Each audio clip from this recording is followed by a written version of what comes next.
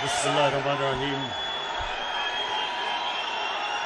इय्याका नअबुदु व इय्याका नस्तईन।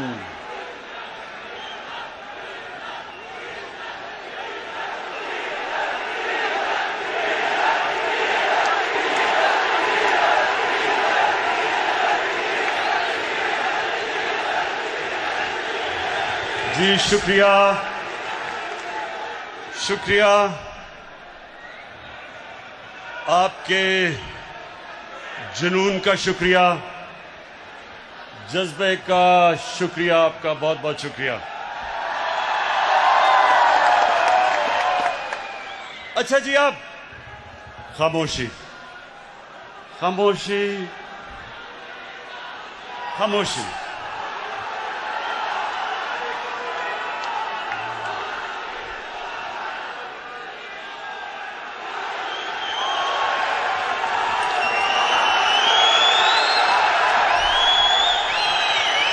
ये भी सब बातें आपके सामने रखनी हैं, इसलिए खामोशी से आपने मेरी बात सुननी है। सबसे पहले मैं अपनी टाइगर फोर्स को खुशामदीद कहता हूं।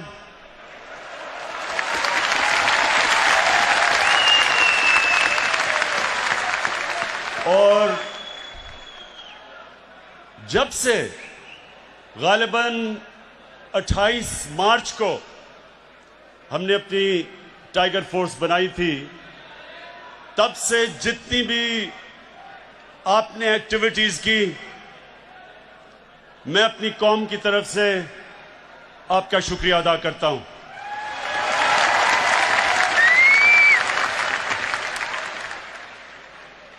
अब मेरे टाइगर्स, जितनी आप खामोशी करेंगे, जितना खामोश होंगे, आप आज मेरी बातें एंजॉय करेंगे।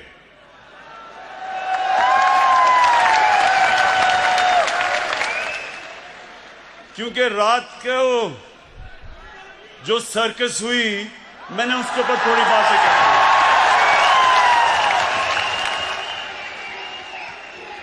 नहीं, अभी नहीं, ओहो, अभी नहीं।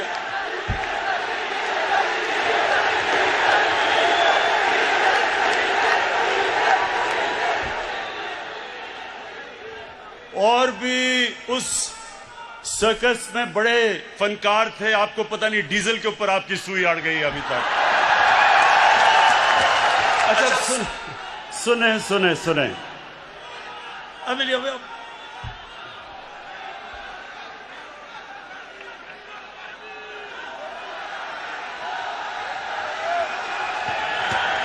जब तक खामोशी नहीं होगी मैं नहीं बात करूंगा। खामोशी।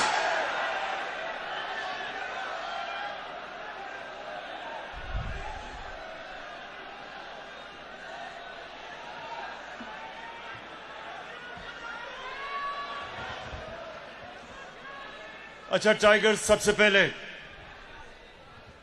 ये बड़ा जरूरी है आपको कि अपना मुकाम समझना और अपना काम समझना। जो वॉलंटियर फोर्स होती है, जो शहरियों की होती है, इसका एक बहुत बड़ा मुकाम एक माशरे में होता है। क्योंकि आपका सबसे बड़ा जो आपका काम होता है वो कि आपने शहरियों की जरूरियात, उनके हकूक, उसकी हिफाजत करनी होती है। ये डेमोक्रेसी के अंदर एक बहुत बड़ा रोल होता है। टाइगर्स, आपका बहुत बड़ा रोल है, ये गौर से सुने मेरी बात। जब एक माशरे में मुश्किलात आती हैं तो जिंदा माशरा जो होता है, उसके शहरी खुद हुकूमत के साथ मदद करने के लिए आ जाते हैं। और ये पाकिस्तान वो कौम है, जब मुश्किल वक्त आता है ये कौम खड़ी हो जाती है, अपने मुल्क के लिए खड़ी हो जाती है।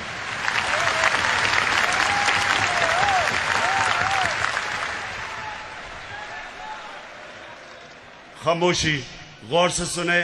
आप ये जाया कर देंगे ये वक्त, हर वक्त मैं आपके सामने नहीं आ सकता, तो आराम से सुने। देखें, जब मैं कैंसर अस्पताल बनाने निकला तो मुझे बड़ा मुश्किल, इतना ज्यादा पैसा इकट्ठा करना था, बहुत मुश्किल थी। तो उस वक्त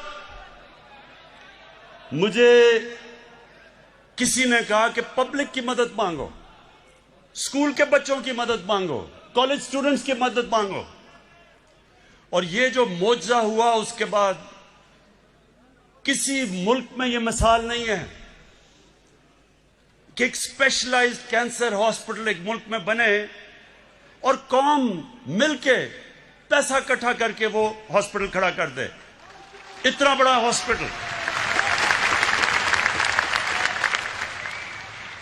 और वो आप जैसे, तब भी मैं उनको टाइगर्स कहता था, आप जैसे टाइगर्स उन्होंने मिलके वो अस्पताल बनाया। उसके बाद उसको चलाने के लिए भी मुझे वॉलंटियर्स की जरूरत पड़ी। सारी दुनिया में लोग सामने आए और आज एक दुनिया का वाहिद, ये आपको पाकिस्तानी फख्र होना चाहिए कि दुनिया का वाहिद कैंसर हॉस्पिटल है जिधर 75% कैंसर के मरीजों का मुफ्त इलाज होता है। दुनिया में इसकी कोई मिसाल नहीं है। और वो हमारे लोगों की, कौम की वजह से, बड़े दिल के लोग हैं। जब ये एक तरफ इनको एहसास हो जाए कि मुल्क को इनकी जरूरत है, ये कौम खड़ी हो जाती है। तो आपकी जरूरत अब किधर है? जरूरत तो अब आपकी पड़ती रहेगी। जब भी हमें, खास तौर पे ये जो हमने शजरकारी करनी है अपने मुल्क में, क्योंकि हमारे मुल्क एक दुनिया में वो मुल्क है जो 10 मुल्कों में से सबसे ज्यादा मुतासिर है क्लाइमेट चेंज की वजह से। और ये जो भी मैं आपसे बात करूंगा गंदम की, ये 2 साल हमारे मुल्क में गंदम कम हुई इसलिए कि गलत टाइम पे बारिशें हो गई क्लाइमेट चेंज की वजह से। तो ये बड़ा जरूरी है आपका समझना कि आगे जब तक कौम नहीं मिलके ये शजरकारी करेगी, और हमने 10 अरब दरख्त लगाने हैं अगले 3 सालों में, ये कोई गवर्नमेंट नहीं कर सकती। पख्तूनख्वा के अंदर हमने पिछले 5 साल 2013 से 18 तक 1 अरब दरख्त उगाए, और वो कैसे कि कौम ने मिलकर उगाए। तो अब इंशाअल्लाह इस सारे मुल्क के अंदर हमने सिर्फ दरख्त भी नहीं उगाने, अगला हमने अपना पानी को साफ करना है, दरिया साफ करने हैं। जो गंदगी हम अपने दरियाओं में फेंक रहे हैं, लोगों को नीचे जैसे जैसे दरिया जाता है पानी की बीमारियां बढ़ती जाती हैं। इसलिए अभी आपने बड़ा काम करना है। लेकिन अभी आज जो मैंने आपको खास तौर पर बुलाया वो ये कि देखें, आपका देखें वहां थोड़ा डिसिप्लिन रखें क्योंकि आप सुन नहीं सकेंगे मेरी बात। इस वक्त हमारे मुल्क में महंगाई है। समझना है कि महंगाई की कई वजूहात है। जो हमारा रुपया गिरा, हमारा जब रुपया गिरा डॉलर के बनिस्बत, और वो क्यों गिरा? क्योंकि जब हमें हुकूमत मिली तो पाकिस्तान की तारीख का सबसे बड़ा ट्रेड डेफिसिट यानी खसारा था जो इंपोर्ट हम कर रहे थे और एक्सपोर्ट कर रहे थे। 60 अरब डॉलर की बाहर से चीजें ले रहे थे और सिर्फ 20 अरब डॉलर बाहर दुनिया को बेच रहे थे। 40 अरब डॉलर का खसारा था। जब ये खसारा होता है तो इसका डॉलर की कमी हो जाती है, डॉलर महंगा हो जाता है, रुपया नीचे आ जाता है। जब रुपया गिरता है तो जो भी चीजें आप बाहर से खरीदते हैं वो महंगी हो जाती हैं। तो जब वो चीजें महंगी हो जाती हैं, जिस तरह गैस, पेट्रोल, बिजली, ये सब चीजें महंगी हो जाती हैं। मैं जान के डीजल नहीं कह रहा, तो सब इसलिए तो जब ये चीजें भी महंगी हो जाती हैं, और फिर जो खाने पीने की चीजें आप बाहर से खरीदते हैं, मसलन ये जो घी महंगा हो गया क्योंकि पाम ऑयल जो बाहर से लेते हैं वो महंगा हो गया। वैसे भी कोविड की वजह से महंगाई बाहर भी हो गई, तो वो बाहर से जब चीज ली वो महंगी हो गई। दालें, हम दालें बाहर से लेते हैं, 60% दाल जो पाकिस्तान में होती है वो बाहर से इंपोर्ट करते हैं, वो महंगी हो गई। तो एक तो ये हो गई महंगी। दूसरी महंगाई जो अभी मैंने आपकी गंदम की बात की कि 2 साल बारिशें उस वक्त पे हो गई जब गंदम की कटाई होनी थी, उसकी वजह से गंदम कम हुई, खसारा हो गया। हमें चाहिए थी 27 लाख टन गंदम, हमारे मुल्क में खसारा हो गया। जब खसारा, क्योंकि बारिश की वजह से खसारा हुआ, उसका क्या नतीजा हुआ कि जब गंदम कम हुई तो उसकी कीमतें ऊपर जानी शुरू हो गई। पहले हमें पता देर चला, क्योंकि यहां जो सिस्टम बना हुआ है, जो जिससे हमें पता चलता है कि कितनी हर फसल कितनी हुई हर साल, वो सिस्टम खराब था, हमें देर करके पता चला। जब तक हमने बाहर से इंपोर्ट की, जो अब अल्लाह का करम है कि हमने सारी जितना भी खसारा था सब गंदम इंपोर्ट कर लिए, तो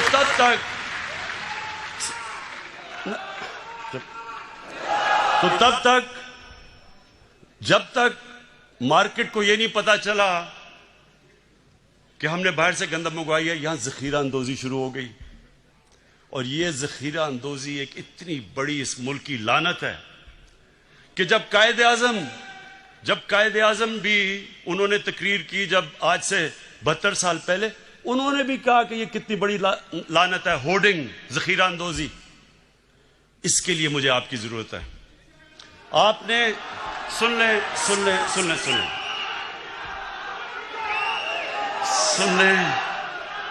आपने क्या करना है?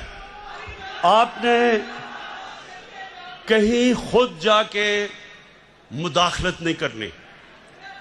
आपके पास इस वक्त आपके पास मोबाइल फोन है, आपने तस्वीर लेनी है और आपके पास आज जो पोर्टल अनाउंस किया है उसके ऊपर आपने तस्वीर डाल देनी है और जगह डाल देनी है। उसके बाद हमारा काम है, एडमिनिस्ट्रेशन का काम है एक्शन लेना। तो आपने ये चीज याद रखनी है कि आपके ऊपर अब ये जिम्मेदारी है जखीरा अंदोजी। और फिर दुकानों में आपने जाना है जिधर कीमतें नहीं लगाई हुई चीजों की। जब आपने देखा कि कीमतें नहीं लगी हुई, क्योंकि कानून है कि जो भी चीजें बिकती हैं उनका कीमत लगी होनी चाहिए, वो भी आपने तस्वीर लेके आपने हमें भेज देनी है। तो इससे ये जरूर होगा कि इससे आप एडमिनिस्ट्रेशन की मदद करेंगे। लेकिन मैं फिर से एक चीज दोहराता हूं, आपने खुद कहीं भी इंटरफेयर नहीं करना, क्योंकि होगा क्या, ऐसे लोग आ जाएंगे टाइगर्स बन के जो पैसा बनाना शुरू कर देंगे, वो दुकानदारों को ब्लैकमेल करके पैसा बनाएंगे। इसलिए आपने इंटरफेयर नहीं करना।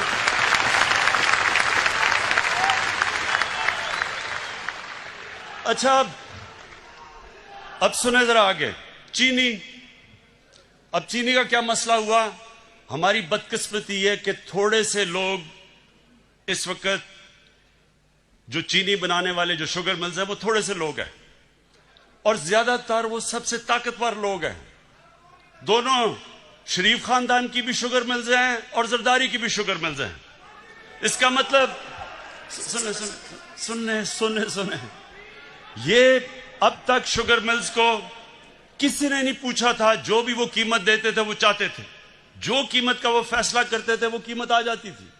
पहली दफा एक बड़ी डिटेल्ड तफसील में इंक्वायरी हुई है, हमें सब चीजें पता चल गई हैं। और इंशाअल्लाह ये भी मैं आज अपनी कौम के सामने कहता हूं कि जो अब हम प्लान लेके आ रहे हैं, आगे आपको इस तरह महंगी चीनी नहीं मिलेगी इंशाअल्लाह।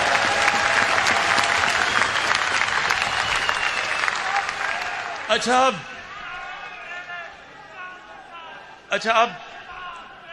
अब मैं जरा जो कल सर्कस हुई थी उसके ऊपर बात करना चाहता हूं, लेकिन चुप करके सुनिए।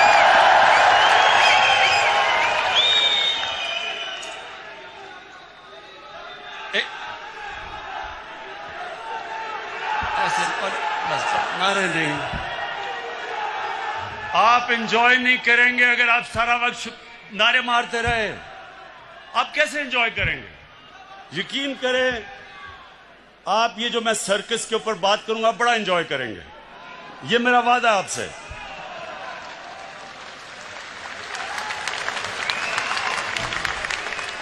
अच्छा, पहले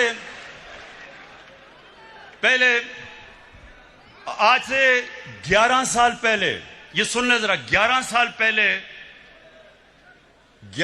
पहले मैंने क्या कहा था, ये जरा पहले सुन ले, क्योंकि ये मैंने आप नहीं, ये मैंने सब पेशन गोई की हुई थी कि ये सर्कस एक दिन होगी।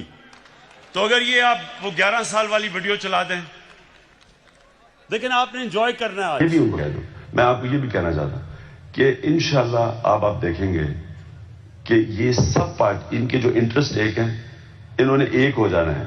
अजरदारी और नवाज शरीफ ने इकट्ठे हो जाना है, क्योंकि इनके इंटरेस्ट है। क्योंकि ये जो मैं जो ये लेके आ रहा हूँ ना, नहीं होंगे। मैं जो हम कानून लाना चाहते हैं ना, ये दोनों नहीं वो बर्दाश्त करेंगे। अच्छा, ये दोनों इकट्ठे नहीं होंगे, ये मैं कह रही हूँ आपका ख्याल है इकट्ठे होंगे? अंदर से हो जाएंगे, ऊपर से शायद पूरा कुछ निकलते हैं। अच्छा जी, अच्छा, अब तो ये मैंने सब पेशन गोई की थी कि जब चोरों की चोरी के ऊपर हाथ पड़ेगा तो ये जब तक नूरा कुश्ती खेल रहे थे सब इकट्ठे हो जाएंगे। और वो आपने रात खुद ही देख लिया, अल्लाह अल्लाह क्या सब इकट्ठे थे, पहले भी कंटेनर में इकट्ठे हो गए थे। और अब मैं वो जो दो बच्चों ने तकरीरें की थी उनके ऊपर मैं बात नहीं करना चाहता। वो एक उनमें से नानी होगी है, लेकिन मेरे लिए बच्चे ही हैं वो।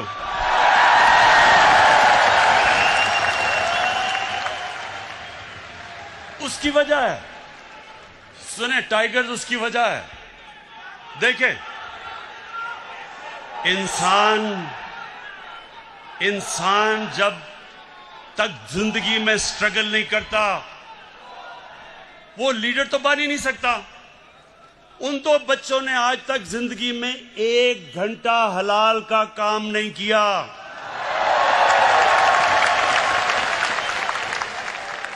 वो आज जाके लेक्चर दे रहे हैं दोनों। 1 घंटा उन दोनों ने पैसे बनाने के लिए हलाल का काम नहीं किया। पले किसके ऊपर हैं? अपने दोनों बापों की हराम की कमाई के ऊपर पले हुए हैं।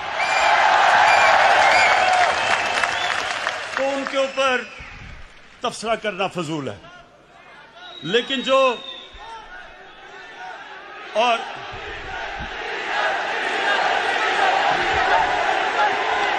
देखें, जो आदमी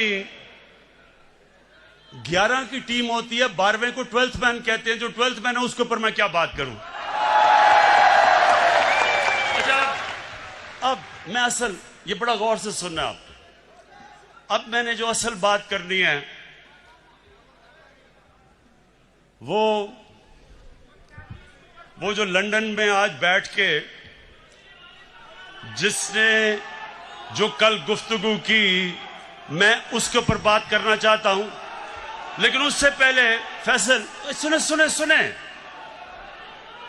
उससे पहले आप जरा इसकी पहले शक्ल देखें। जब ये इंग्लैंड जाना था, जब और इंग्लैंड जाके इसकी शक्ल क्या बनी, जरा प्लीज दिखाएं।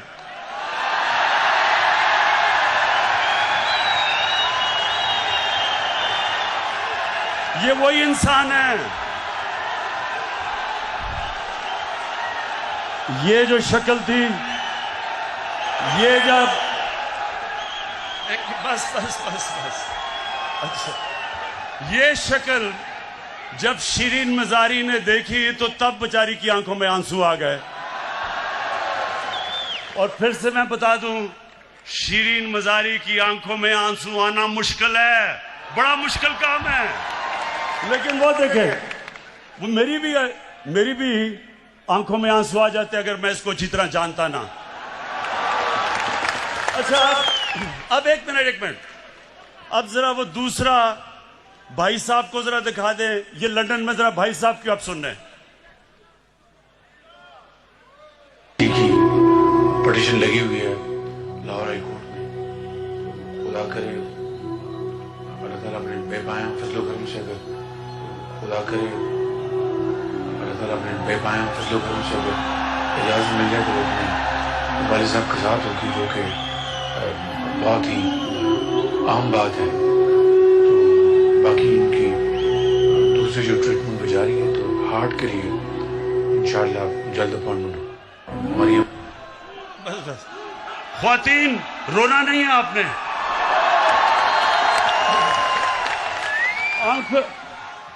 अपनी आंखों के आंसू पोंछ लें। ये बॉलीवुड भी ऐसी कोई एक्टिंग नहीं कर सकता जो अभी एक्टिंग किया है।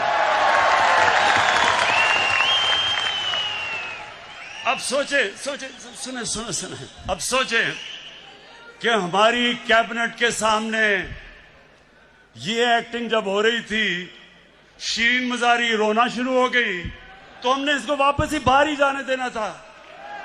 लेकिन आज मैं सिर्फ ये कहना चाहता हूं, जो इसने जुबान इस्तेमाल की पाकिस्तान के आर्मी चीफ के खिलाफ और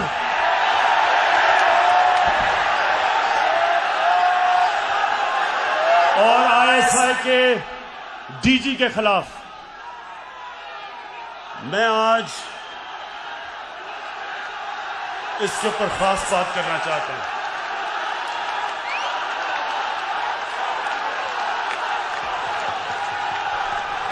अच्छा खामोशी, सुने जरा मेरी बात, सुने सुने सुने मेरे टाइगर्स और पाकिस्तान के नौजवानों, सुनो गौर से। बर्रे सगीर की तारीख में कभी भी ऐसी हिंदुस्तान में हुकूमत नहीं आई जो मुसलमानों से और पाकिस्तान से इतनी नफरत करती है जितनी नरेंद्र मोदी की हुकूमत करती है। हमारे फौजियों के ऊपर मुसलसल हमले हो रहे हैं। हर रोज हमारे फौजी अपनी जान की कुर्बानियां दे रहे हैं। परसों 20 पाकिस्तान के सिक्योरिटी फोर्सेस के लोगों ने शहादत पाई, 20 लोगों ने।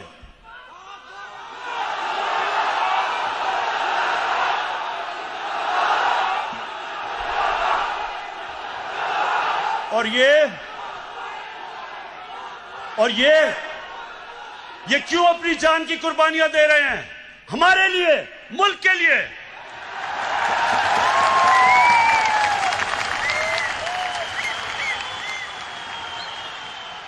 और ये गीदड़ जो दुमदमा के बाहर भागा था, वहां बैठ के आर्मी चीफ के ऊपर जो उसने कल जुबान इस्तेमाल की और डीजी आईएसआई के ऊपर, सुने गौर से मेरी बात, मैं थोड़ा सीरियस आपसे बात करूंगा। ये वो नवाज शरीफ है जो आज फौज के ऊपर और फौज के सरबराह के ऊपर इस तरह की जो जुबान इस्तेमाल कर रहा है। आपको याद नहीं होगा क्योंकि आप तो तब पैदा भी नहीं हुए थे। ये जनरल जिलानी के घर के ऊपर सरिया बनाते हुए मिनिस्टर बना था। ये वो आदमी है जो ज़ियाउल हक के जूते पॉलिश करते करते चीफ मिनिस्टर बना था। ये वो आदमी है जिसने जनरल दुरानी आईएसआई के जब चीफ थे, पीपल्स पार्टी के खिलाफ जब इलेक्शन हुई तो मिरान बैंक से इसने करोड़ों रुपया लिया था इलेक्शन लड़ने के लिए। डीजी आईएसआई की सुप्रीम कोर्ट को रिपोर्ट थी। लेकिन इस मुल्क की बदकिस्मती ये कि हमारे मुल्क की अदालतों ने इसकी मदद की हमेशा। ये वो आदमी है जिसने आसिफ जरदारी को 2 दफा जेल में रखा था। जनरल बाजवा ने नहीं डाला था और उसको कहता था पाकिस्तान का करप्ट तरीन आदमी है।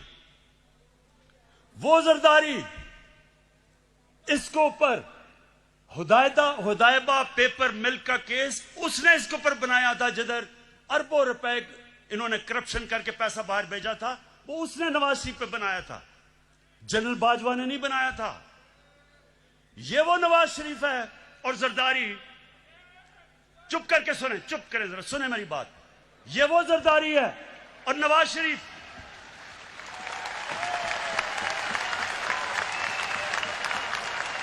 इसने इसके ऊपर, इन दोनों के ऊपर एक किताब निकली थी, उसका नाम था कैपिटलिज्म्स अकिलीज हील। रेमंड बेकर ने किताब लिखी थी। ये इनके पहले दौर के बाद, जब इन दोनों ने 2 दफा बारियां लेके मुल्क को लूटा था, उसने किताब लिखी और उसके ऊपर पूरा चैप्टर दिया कैसे इन दोनों ने इस मुल्क से पैसा चोरी करके मुल्क से बाहर लेके गए। जनरल बाजवा ने नहीं लिखी थी, रेमंड बेकर ने लिखी थी। उसके बाद 3 और इनके ऊपर किताबें हैं जिनमें आप पढ़ें कि इन्होंने इस मुल्क से कैसी गद्दारी की। एक ओबामा's वॉर,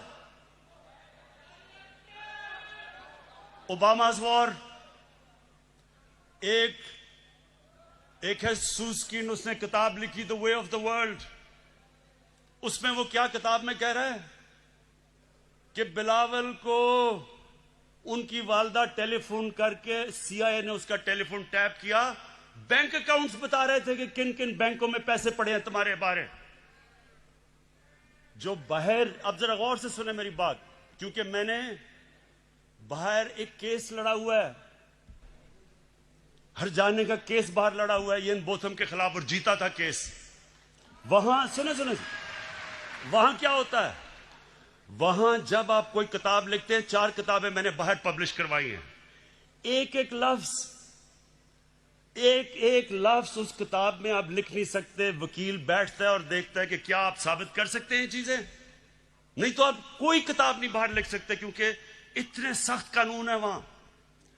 तो जो इनके ऊपर चीजें लिखी हुई हैं, एक गोस्ट वॉर्स है, एक और किताब, उसमें लिखता है कि नवाज शरीफ अमेरिकनों को कह रहा है कि अपने फौज यहां ले आओ। वो अपनी फौज से डरा हुआ था, अमेरिकी फौज को कह रहा था कि मुझे प्रोटेक्शन दो, उस किताब में लिखा हुआ है। सो ये वो लोग हैं, ये अपना चोरी किया हुआ पैसा बचाने के लिए ये इस मुल्क को बेच सकते हैं। इनका तो पैसा खुदा है। इन्होंने जो इस मुल्क से किया है, वो मीर जाफर और मीर सादिक ने अपनी कौमों से किया हुआ था। पहले अपनी जात के लिए, अपने फायदों के लिए उन्होंने अपनी कौमों को गुलाम बनाया था।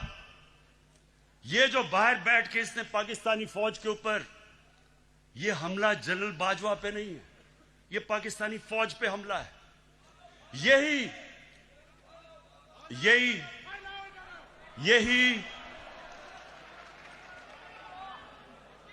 यही बात नरेंद्र मोदी कर रहा था। जब नरेंद्र मोदी ने बार बार स्टेटमेंट्स दी कि हमें नवाज शरीफ पसंद है, लेकिन हमें जो पाकिस्तान का आर्मी चीफ है वो दहशतगर्द है, वो बार बार ये कहता था और नवाज शरीफ चुप बैठा हुआ था। मुझे क्यों नहीं नरेंद्र मोदी कहता कि इमरान खान ठीक है लेकिन जनरल बाजवा गलत है? वो क्यों नहीं कहता? क्योंकि उसे पता है कि मैं हिंदुस्तान की असल दुनिया में नरेंद्र मोदी की शक्ल दिखाई है दुनिया में कि कितना बड़ा इंतहा पसंद है ये। सो ये जो आज इसको हिंदुस्तान अखबारों के अंदर जो तारीफें हो रही हैं नवाज शरीफ की, बड़ा जी जमहूरी आदमी है, ये फौज को कह रहा है कि अपना काम करो क्योंकि नवाज शरीफ जमहूरी है।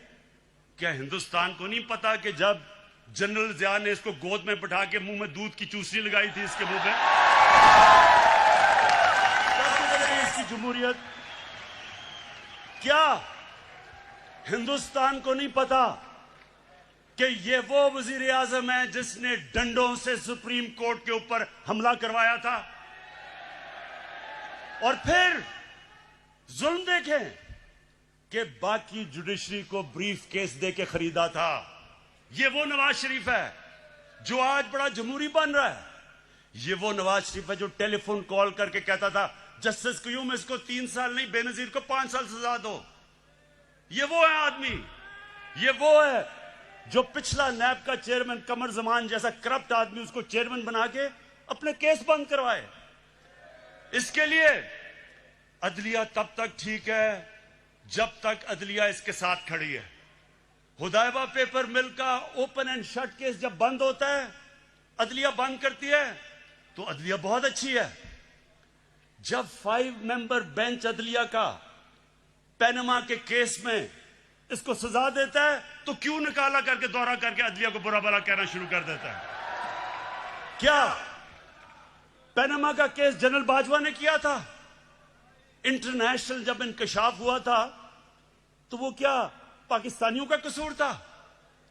सारी दुनिया के अंदर इंकशाफ हुआ जिसमें पता चला कि हर मुल्क के पॉलिटिशियंस ने किस तरह मुल्क से पैसा चोरी करके ऑफशोर कंपनी में पैसा रखा हुआ था।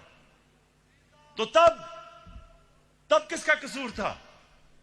यहां लोगों के सामने बेशर्मी से झूठ बोलते हैं। वो भी झूठ बोलता है, उसका भाई भी झूठ बोलता है, बेटे भी झूठ बोलते हैं, बेटी भी झूठ बोलती है, और वहां जाके तकरीरें कर रहे हैं कि जी बहुत बड़े ये जमहूरियत के लिए खड़े हैं। इलेक्शन की बात करते हैं, ये जरा सुने। 2013 इलेक्शन के अंदर नेशनल असेंबली की सीटों में 137 पिटिशंस आई जिन्होंने चैलेंज किया कि उनके इलेक्शन में गड़बड़ हुई है। नेशनल असेंबली में 137 सीटें जिन्होंने पिटिशन दायर की। 2018 की इलेक्शन में सिर्फ 90 थे, 50% कम पिटिशंस थी। और नून लीग की, क्योंकि उनकी तो सिर्फ पंजाब में पार्टी रह गई है, पंजाब के अंदर उनकी सिर्फ 11 पिटिशंस थी। तहरीक इंसाफ की 13 पिटिशंस थी, यानी हमारी ज्यादा पिटिशन थी जिन्होंने कहा धांधली हुई है। तो मुझे यह बताएं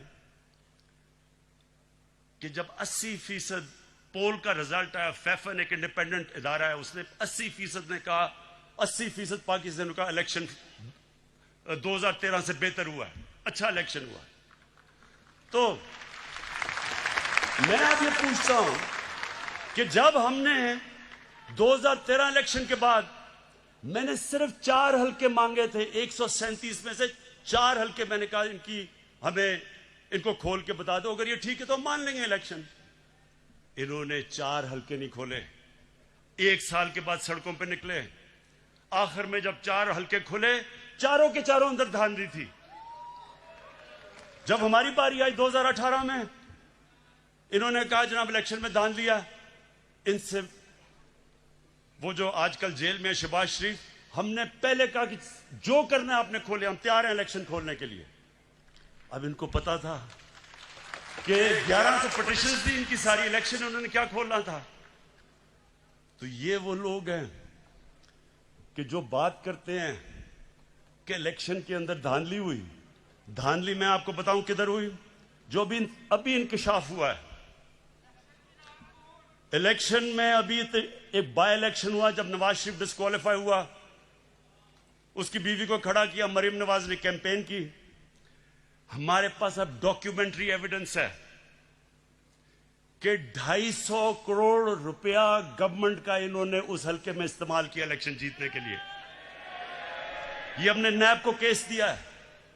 हमने सारे इलेक्शन में 250 करोड़ खर्च किया, इन्होंने एक बाय इलेक्शन के ऊपर इस कौम का टैक्स के पैसे का 250 करोड़ रुपया खर्च किया। लेकिन मुझे एक खास मजा आया, एक और अल्लाह अल्लाह का सच आता रहता है सामने। एक इलेक्शन हुआ उस्मान डार का, और वहां एक सियालकोट का बहुत बड़ा रंगबाज है, बड़ी बड़ी बातें करता है, बड़ी बड़ी बड़ी छाती निकाल के बड़के लगाता है। लेकिन पता क्या चला, कि इलेक्शन की रात को शाम को 8 बजे रंगबाज ख्वाजा टेलीफोन कर रहा है जनरल बाजवा को, जनरल साहब मैं इलेक्शन हार रहा हूं, मेरी मदद करें। आंसू गिर रहे हैं, जनरल साहब मैं तबाह हो जाऊंगा, मेरी मदद करें, मैं इलेक्शन हार रहा हूं उस्मान डार से। मेरे पाकिस्तानियों, मेरे टाइगर्स, मेरी अब आखिर में गौर से आपने बात सुननी है। अब तक ये जो ऑपोजिशन है, इन्होंने एक इमरान खान देखा है। आराम आराम से मैं इनको कहता था अच्छा जी प्रोडक्शन ऑर्डर देना है तो चलो बुला लो असेंबली में और इस तरह की चीजें। ये जो आप सुने जरा, ये जो अब आप इमरान खान देखेंगे, ये एक मुख्तलिफ इमरान खान आने लगा। सबसे पहले किसी किस्म का प्रोडक्शन ऑर्डर किसी डाकू को अब नहीं मिलेगा। शहबाज शरीफ के ऊपर अभी जो चीज सामने आई है 23 अरब रुपए की, इसका करप्शन का इंकशाफ हुआ है। कभी चीनी वाले तो कभी किसी के नाम पे 23 अरब रुपया भी पकड़ा गया है। जब तक अदालतों में पूरी तरह यह जवाब नहीं देगा, कोई किस्म का इसको प्रोडक्शन ऑर्डर नहीं मिलेगा और ना ही किसी और डाकू को मिलेगा।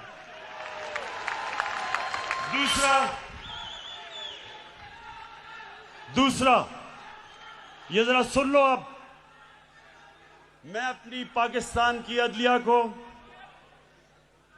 और हमारी नैब को एक पैगाम आज देना चाहता हूं।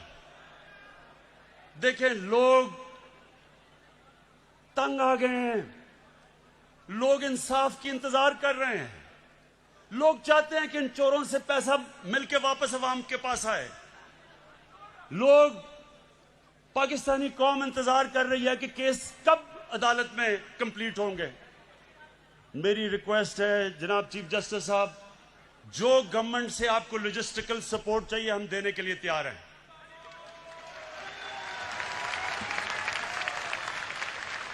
जिस तरह की आपको हमारे से मदद चाहिए हम आपको देने के लिए तैयार हैं, लेकिन खुदा के वास्ते डे टू डे हेयरिंग करके ये केसेस खत्म करें। इनकी 30 साल से मुल्क को चोरी कर रहे हैं, इनकी अब से तो नहीं केसेस आए, लेकिन वो केसेस के फैसले ही नहीं होते। और मैं नैब को भी कहता हूं कि नैब आपने कई जगह बड़ा जबरदस्त काम किया, लेकिन खुदा का वास्ता है कि केसेस को मंतकी इंजाम तक तो पहुंचाओ।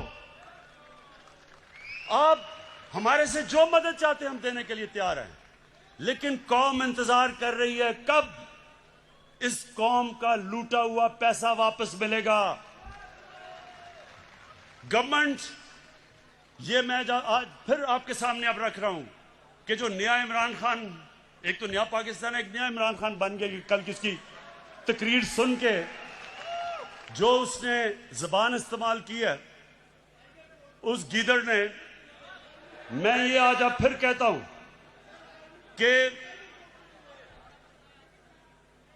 कि अब से कोई इनको वीआईपी जेल नहीं मिलेंगे, इनको आम कैदियों की तरह हम रखेंगे।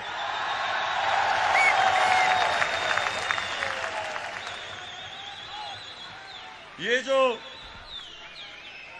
जो सारी जो कल सर्कस थी, ये सर्कस को मेरा पैगाम है कि देखें, आप सारे तो कभी किसी का कंधा पकड़ के आया, कभी कोई जलानी ने बना दिया, किसी ने कागज का टुकड़ा दिखा दिया कि जी मुझे तो मेरी वालदा की वजह से पार्टी मिल गई है।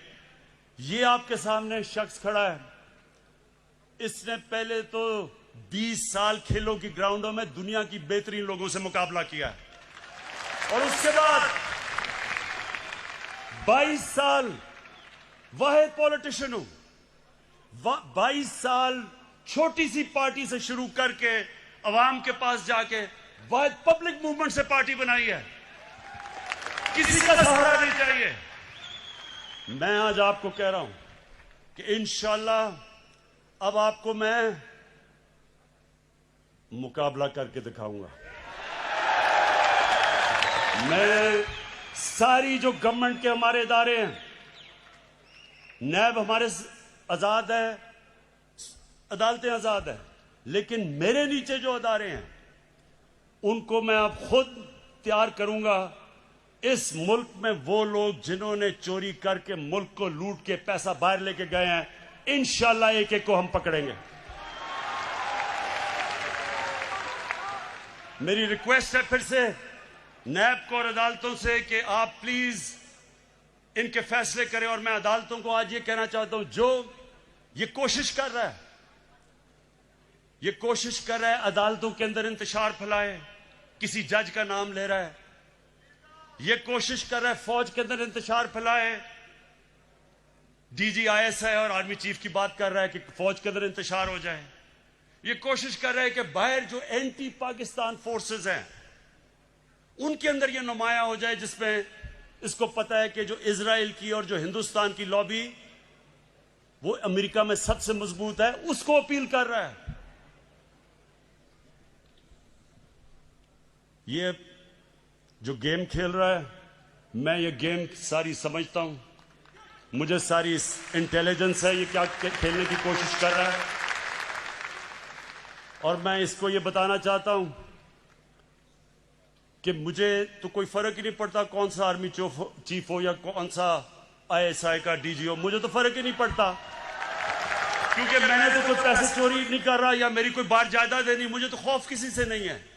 लेकिन जो जनरल बाजवा ने जिस तरह इस हुकूमत की मुश्किल वक्त पे मदद की, जिस तरह उसने हमारे साथ, मैं ये कहना चाहता हूं आज, हमारे साथ अभी कराची में मदद की जब बारिशें आ रही थी, जो हमारे साथ कोरोना के अंदर पूरी तरह मदद की, जो हमारे पास जब एक मुल्क पे पैसा नहीं था, 2 साल पाकिस्तान की फौज ने असल में अपने डिफेंस एक्सपेंडिचर पे काट लिया, क्योंकि उनको फिक्र थी कि पाकिस्तान के पास पैसा नहीं है। कभी ऐसे पहले नहीं हुआ। हर जगह सारी मेरी फॉरेन पॉलिसी को आज पाकिस्तान की फौज और जनरल बाजवा हमारे साथ खड़े रहे हैं। ये जो कोशिश कर रहे हैं कि हमारी फौज और गवर्नमेंट के बीच में दरार डालें या फौज के अंदर इंतशार पैदा करें, नवाज शरीफ, मैं तुम्हें अब ये आज सुन लो मेरी गौर से बात, आज से मेरी पूरी कोशिश है तुम्हें इस मुल्क में वापस लाया जाए। और तुम्हें यहां आम जेल के अंदर डालेंगे, वीआईपी जेल नहीं होगा। गरीब आदमी लाखों की चोरी करे तो वो तो बेचारा जिन हालात में जेलों में रहता है, और जो अरबों पैसा चोरी करके बाहर ले जाए, बच्चे अरबों रुपए के घरों में रहें और वो जाके वीआईपी जेल में ठहरे, तुम वापस आओ तो मैं देखता हूं तुम्हें हम कैसे रखते हैं।